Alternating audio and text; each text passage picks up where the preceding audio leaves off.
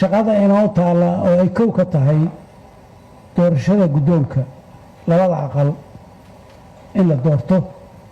taas waxay sii siyaadinaysaa dareenka abuurmay oo aan hadda sheegahayo waxay muujinaysaa dhib badan oo lasoo maray labadii sano lasoo dhaafay khilaafaad badan oo lasoo maray in ay wax ka bedeleen oo arrintaas oo dhan xallinaysa oo asaas u ah in ay muujinaysaa kana hawlgelaysaa waxyaalaha saaxiibadii qaar badan ba haddii ay u sheegay prime ministerkii markaan ka soo baxnay waxay soo wacay madaxweynaha ayaa soo wacay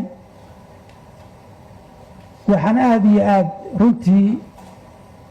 markii aan telefoonka dhigay anigu aan iskula hadlay war wixii naloo sheegaya midhaa waxbaa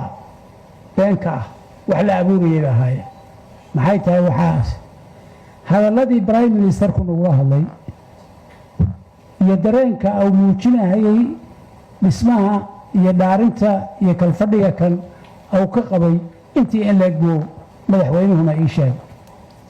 been ii sheegay markii aan telefoonka dhigay anaa isla hadlo waxaan idhi wartoola wixii laydiin sheegayay waxba kama jiraan